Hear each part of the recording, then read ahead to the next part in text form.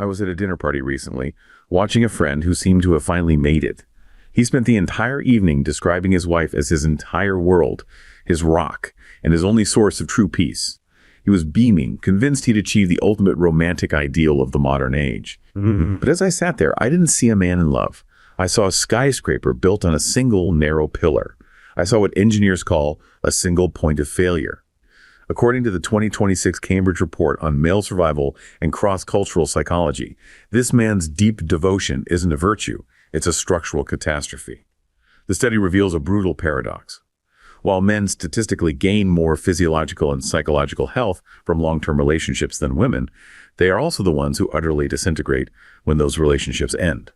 The data shows that women tend to engage in strategic entry. They maintain diverse emotional portfolios of friends, family, and social niches.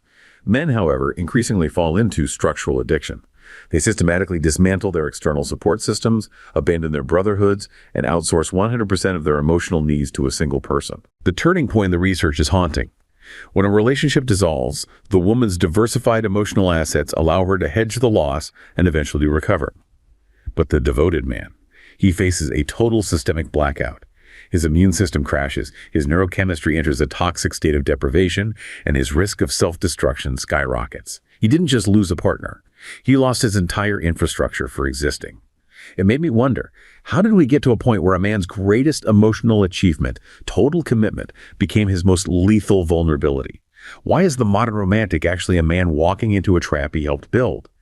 As it turns out, in a world that has stripped men of their traditional alliances, deep affection has become the most effective suicide pact ever written for the modern male. And that story, as powerful as it's tragically backed up by some of the most rigorous analysis we've seen in years. It's terrifying. It is. And that's why this deep dive is so essential. We're going to be looking at the Cambridge 2026 report, but also the research around it on, social atomization and this kind of neurological dependence. So what's our mission here? I think we need to dissect the architecture of that collapse, really understand the structural forces that are creating this vulnerability for men, and then most importantly, lay out a systematic path for rebuilding what we could call psychological sovereignty, a way to become anti-fragile. It's chilling because the problem isn't the commitment itself, is it? It's the total lack of redundancy. Exactly. So let's start with the hard numbers. The core of this seems to be what the research calls the brutal paradox of gendered gain and loss. This idea that in a stable relationship, men actually benefit more biologically. Yes, the research documents these profound, truly differential impacts. For a man, a stable, long-term, intimate relationship, it functions almost like a high-efficiency physiological maintenance system. The gains are tangible. They're not just feelings. We're talking about actual biomarkers, right? Things you can measure. Absolutely. The research points to a significant drop in baseline cortisol levels. The primary stress hormone. Right. And a sustained reduction in that hormone. That's profound. It's the difference between a system that's constantly in emergency mode and one that's, just cruising. And that lower stress level, that has follow-on effects. Oh, huge ones. Is why the studies report increased immune system efficacy. Chronic stress just tanks your immune response. So stabilizing that external emotional input helps men maintain better health across the board, from, fending off a cold to mitigating much more serious diseases down the line. So in a way, the partner is acting as an external emotional regulator, a buffer against all the chaos of the outside world. Precisely. Especially for men who, for a lot of cultural reasons, have fewer outlets or maybe fewer internal coping mechanisms. And that stability, it often translates into better habits diet, less reckless behavior, even following medical advice. Which leads to a boost in well-being, longevity, gains that women who are often carrying the emotional labor in the relationship just don't get at the same level. Not to the same magnitude, no. Okay, so it's a massive statistical gain. Right. But the cost, as you said, is this extreme asymmetrical vulnerability, which brings us to the flip side. The disintegration post-dissolution. This is where it gets horrifying. The statistics on male disintegration after a breakup, they go so far beyond just sadness or normal grief. We're talking significantly elevated rates of suicide, often multiples higher than for women, a sharp increase in cardiovascular disease, severe clinical depression, relapse into substance abuse. The entire system just fails.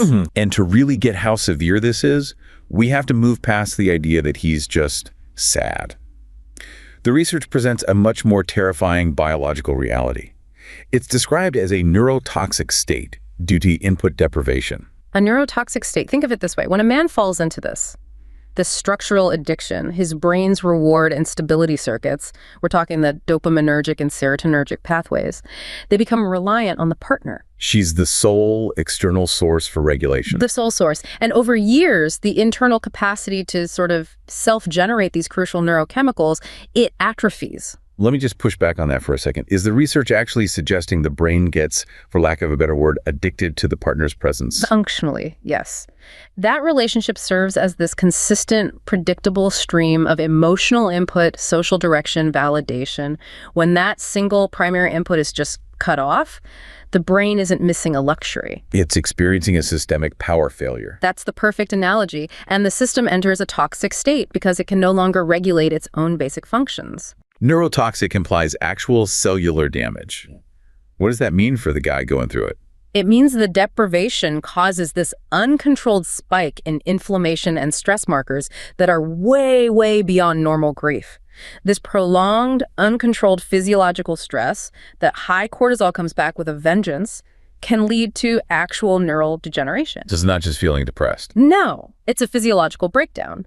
The brain, lacking its primary external regulator, can't manage stress, can't manage social interaction, sometimes can't even manage basic executive function. The man didn't just lose a comfort. He lost the infrastructure that was performing his most vital psychological maintenance tasks for him. Exactly. The collapse is systemic. It hits the very core of his physical and mental competence, all because that architecture for emotional regulation was outsourced for so long. And this is where we get into the case studies that really illustrate this. I was deep in the data from some of the urban isolation research connected to this, and I found this profile of a man, let's call him Arthur. Arthur was a high-performing software architect, outwardly totally successful. But internally, he was a perfect example of this single point of failure. The modern isolation paradox. Hyper-competent in one specific field, but, socially and emotionally illiterate outside of that one key relationship. That's him. For 5 years, his world was his fiancée, Elena. He had just systematically let his old friendships lapse. His social life was only double dates that she arranged. She was his sounding board for every single stressor, personal or professional. She was his entire interface with the entire interface. And when that relationship ended... Total system crash, I'm guessing? Immediate. Yeah. Total. The report said he just sat in his apartment for 2 weeks, barely functional. He didn't even know how to reach out to old friends because she'd handled all the communication. He lost his job because his concentration was just gone. The absence of that emotional validation loop meant he couldn't perform basic functions? Couldn't even motivate himself to shower. His collapse it laid bare the total lack of redundancy in his emotional servers. He was this brilliant machine running on a single, non-backed up power source. The moment she left, he was rendered functionally disabled. Yeah. And this is why we have to frame this not as a personal failure of devotion, but as a systemic architectural gamble with just fatal odds. It's a chilling analogy, but it's the right one. And if we're going to view this through an engineering lens, we should probably also look at it through a cold, hard financial one. Let's talk about the economics of emotional illiquidity. Right. This frames the relationship as a risk management scenario. Liquidity in finance is how fast you can turn an asset into cash without losing value.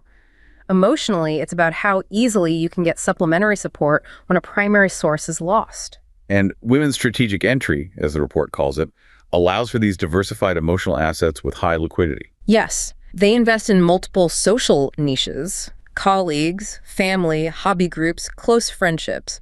So when the primary asset, the partner, is lost, they have other capital they can draw on. They can hedge the loss. But the male pattern of structural addiction, that results in emotional illiquidity.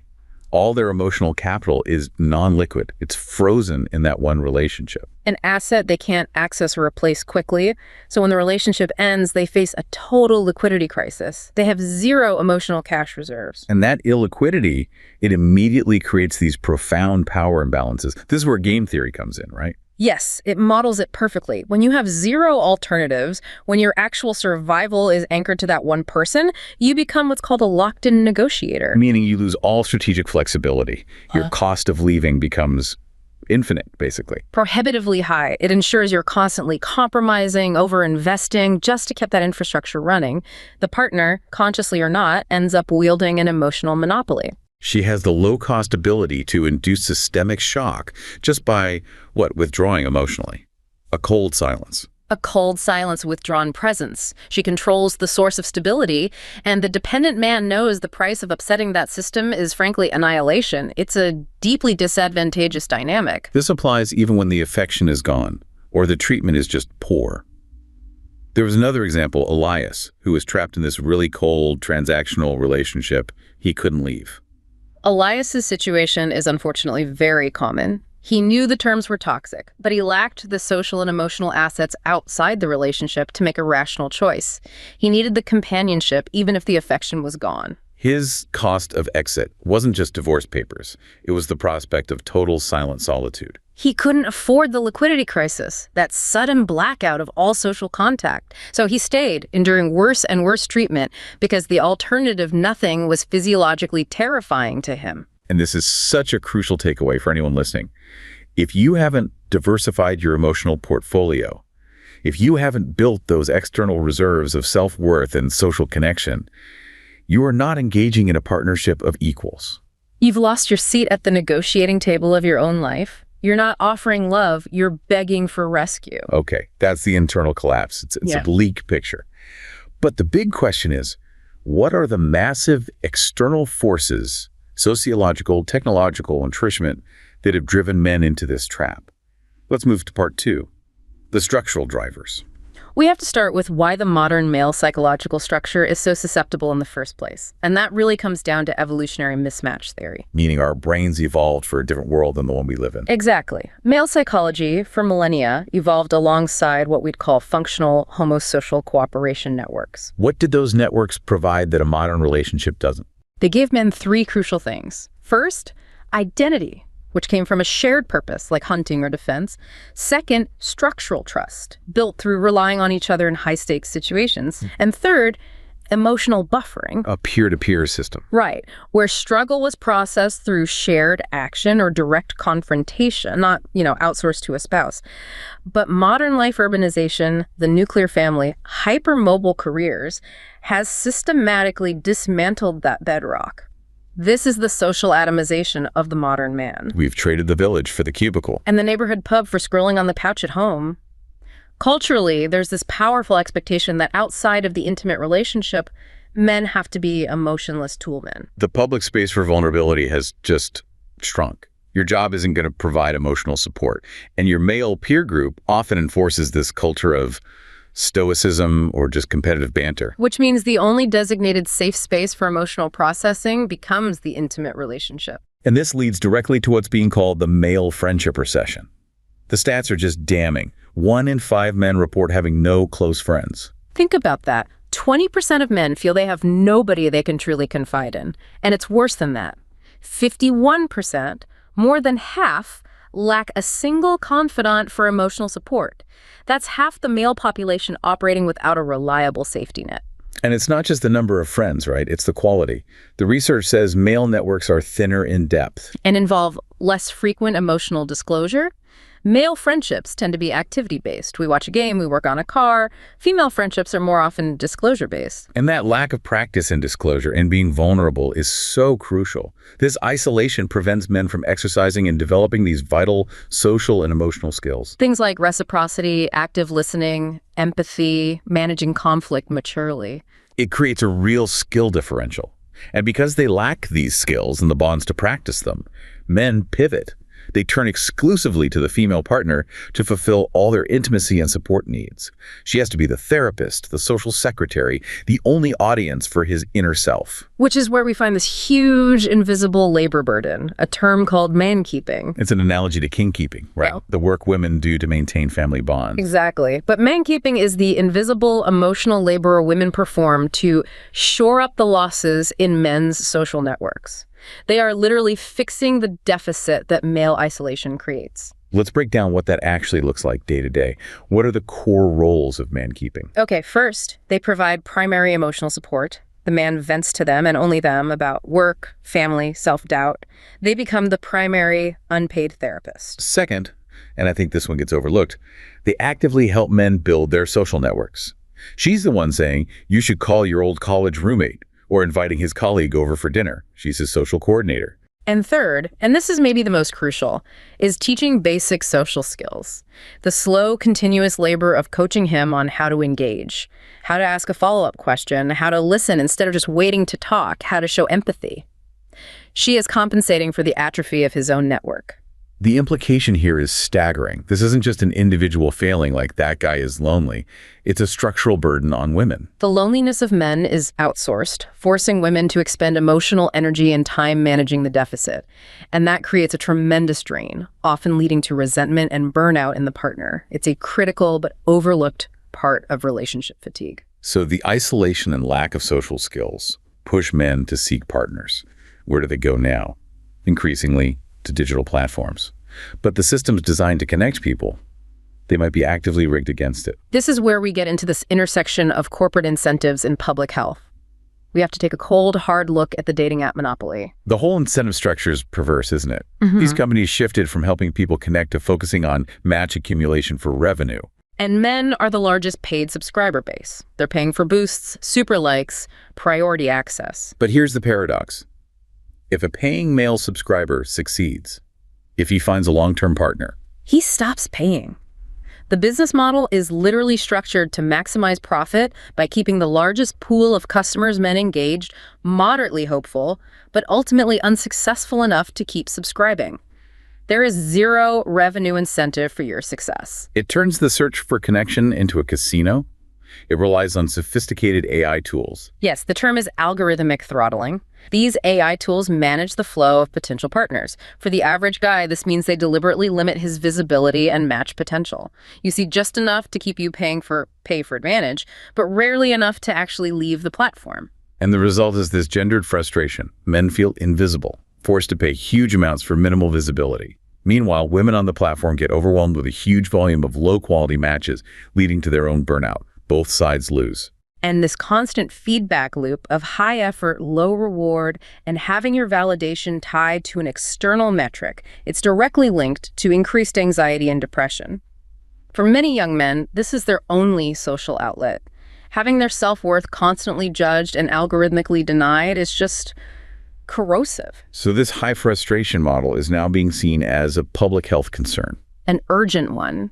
When a critical social function like mate selection is hijacked by an algorithm that's financially incentivized to maximize loneliness and anxiety, you have a real problem. Some are even calling for regulatory action to ensure fair conditions. It's the ultimate betrayal.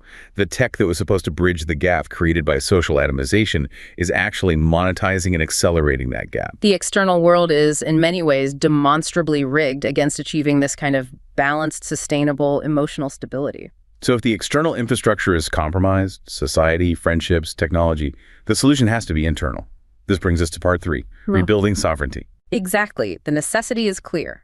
We have to systematically reconfigure the psychological operating system. And that begins with recalling the internal locus of control. This requires a massive paradigm shift. We have to abandon this passive mindset that sees a partner as a form of salvation, a rescue mission for an incomplete life. We have to move toward anchoring life's core to self-expansion, transcendence, and wholeness. This taps into ideas like Nietzsche's will to power, which isn't about dominating others, but about self-mastery, the drive to become the best version of yourself. So intimacy has to shift. It becomes a shared experience based on abundance, not a merger based on lack. Precisely. If I am abundant in my own life, I seek companionship to share that abundance, not to fill a void. If you're whole, the relationship is supplementary. If you're incomplete, the relationship is infrastructure, and when it fails, you collapse. Which is why the locus of control is the foundation. Let's define that construct clearly. It was developed by Julian Rotter. It's basically a measure of how much people believe they versus external forces have control over the outcomes in their lives. And there are 2 poles. Right. Internals attribute outcomes to their own actions and abilities. If they succeed, they credit their hard work. They are inherently more motivated, resilient, less susceptible to stress. And the externals, the vulnerable group we've been talking about. Externals attribute outcomes to fate, luck, powerful others. If they fail an exam, it's because the teacher was unfair. They feel less control, which makes them highly prone to stress, anxiety, and depression. The research is clear. Externals are far more vulnerable to shocks like relationship failure. The goal, then, is the internalization strategy, systematically retrieving that internal locus of control to build an anti-fragile emotional architecture. And anti-fragility, a concept from Nassim Nicholas Taleb, is vital here. We're not aiming for just being robust, something that withstands shock. We're aiming for a system that benefits and grows stronger from disruption. Creating endogenous stability, where you generate your own neurochemical rewards and resilience from within. Exactly. And the systematic path toward that deep internal reconstruction is what's known as monk mode. Monk mode. This is more than just a productivity hack. Oh, far more. It's defined as a purposeful, rigorous period of cutting external distractions to focus intensely on self-mastery. It draws inspiration from the ascetic practices of hermits, the Stoics. Their goal was internal peace, regardless of external circumstance. So the true aim is the inculcation of a deeper state of being. It's not about checking off a to-do list. That's right. The core philosophy is that distraction leaves you perpetually drained and emotionally illiquid. You have to protect your energy, cultivate your deepest creative space, as the monks preached, inside your cell, your own disciplined reality. And this requires a disciplined protocol. We have 4 essential pillars. Let's start with the fundamentals. Pillar 1 is establishing mental health fundamentals. This is non-negotiable groundwork. We're talking consistent daily habits, meditation to ground the mind in the present, gratitude journaling to rewire the brain for abundance over lack, and consistent restorative sleep. These aren't just feel-good things. They're neurochemical stabilizers. Meditation helps regulate the fight-or-flight response. Gratitude forces you to shift your locus of control inward. They're the building blocks that safeguard your internal well-being. You have to operate from a place of stability before you can tackle the deep work. Pillar 2 is daily hardship through exercise. This is about more than physical fitness. It's the cornerstone of psychological discipline. The goal is developing a rock iron mentality. If you only do things when you feel motivated, you will perpetually fail. Physical training inoculates the mind against complacency. You force yourself to do something hard, uncomfortable, painful every single day because you committed to it. So you learn that motivation is optional, but discipline is mandatory. It builds self-trust. That mental toughness is directly transferable to any difficult situation. It's an internal demonstration of that will to power we talked about. Okay, pillar 3. Educational immersion. This is about constantly acquiring new insights. Reading challenging books, studying a new skill, integrating new ideas. Why is this so crucial for psychological sovereignty? It seems less directly about emotion. It's fundamental because continuous deep learning actively rewires the brain. You're building new neural pathways. That neuroplasticity is what facilitates long-term growth. If you stop learning, your reality shrinks, you become rigid, and you go right back to being fragile. And the 4th, and you said this is the most crucial and most difficult step, is the long-term dopamine detox. This is the surgical removal of what I'd call modern-day BS. Stripping away cheap entertainment, endless scrolling, video games, excessive porn, any low-effort content that gives you immediate, easy gratification. The modern world is engineered to hijack our reward pathway. It is. If you're constantly indulging in quick, external dopamine hits, you destroy your brain's capacity to value high-effort, long-term rewards, like finishing a difficult book or maintaining a tough workout routine. The detox is essential to recalibrate that system. It forces you to build an internal value assessment system, where your self-worth comes from disciplined progress, not immediate external validation. The goal is to make the difficult, meaningful tasks feel rewarding again. You sacrifice immediate comfort for long-term fulfillment. And when you consistently apply these 4 elements, the neurological system responds with what's called the winner effect. The winner effect.